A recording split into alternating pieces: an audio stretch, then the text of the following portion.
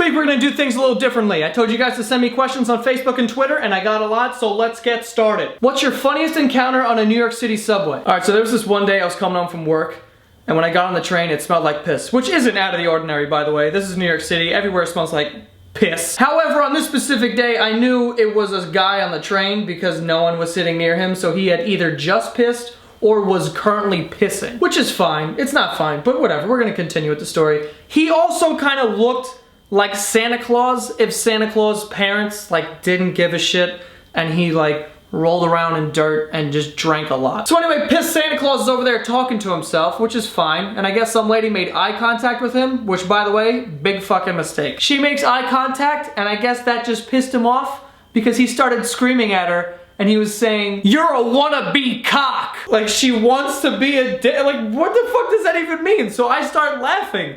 And when I start laughing, like no one else is laughing. It's New York City, everyone's like, this is normal, I'm just gonna keep my head down. But no, it's not fucking normal. The guy hears me and he fucking snaps his neck and he goes, "What are you laughing at, tit fucker?" And now I'm fucking dying. Now I'm hunched over in my fucking shirt. And like, the guy just called me a tit fucker. I didn't even know that was a title. And I was laughing and shit, but I gotta admit, I was legit terrified because I knew that this guy was covered in pee. And if he charged me, what am I gonna do? He's gonna tackle me and now I'm covered in this piss. We're just rolling around in this piss concoction. And I didn't want that to happen, so I just kind of turned away and, you know, hid my face. And then he stopped. It was like a 5-minute period of complete silence. Everyone on the train kind of looked at each other like, okay, we're all safe. It's fine. He's not mad. But he was not done. Because I guess he just used that 5 minutes to make himself more angry. And then he just screamed the most absurd thing. He was just sitting there and he was just like, "Suck my 9-inch dick!" He screamed, "Suck my 9-inch dick," in a crowded train in New York City. And I'm not supposed to let, no one reacted. He said that, and my first reaction was, wow.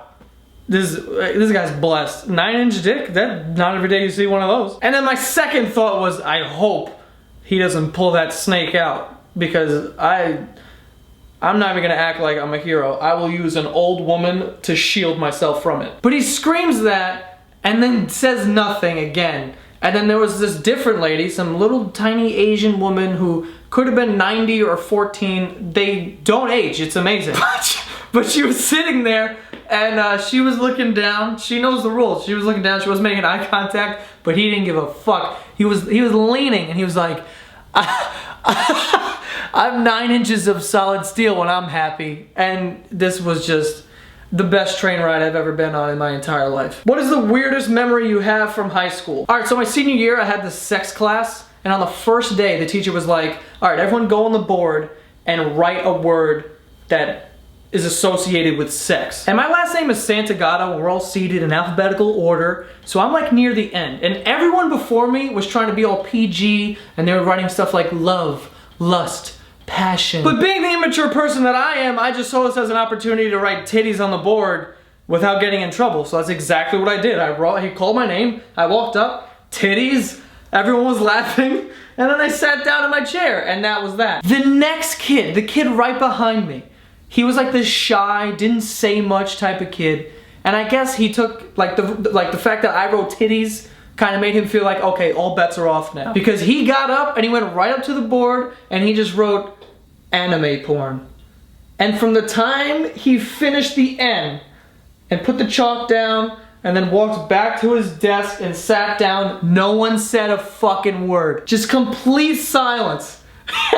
I'm trying to contain myself once again. And then my teacher goes, "What is that?" And at this point, I just put my head down because I know what's coming. And sure enough, he describes anime porn by saying it's like when your favorite cartoons, have sex, but all the noises are real.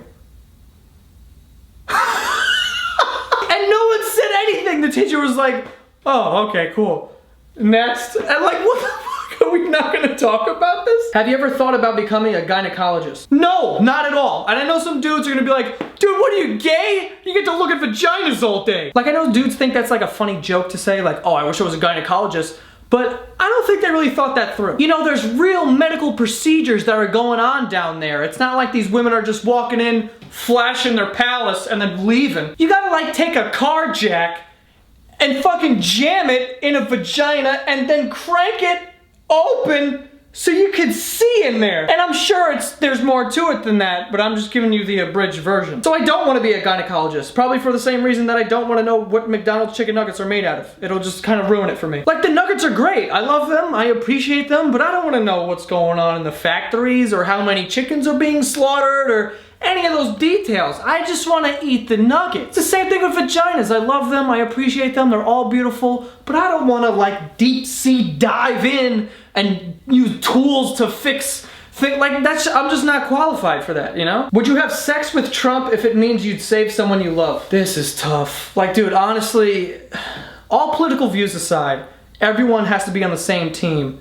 and admit that sex with Trump is probably brutal. Not to mention, like, is this like a life or death kind of thing? Because if it's not, then definitely no. Because I can totally live with someone I love sustaining like a serious injury or something. Like, you'll live, whatever, you have a broken leg, no big deal. But if it's like life or death, like, oh, that's a fucking tough thing. Like, how much sex do we have to have? Like, is it like sex to completion? Or like, can I just like massage them or some shit? Why am I taking this so seriously? Anyway, that's all for this week's video. Don't forget to subscribe to my podcast. It's called The Basement Yard. It comes out every Monday on iTunes and SoundCloud.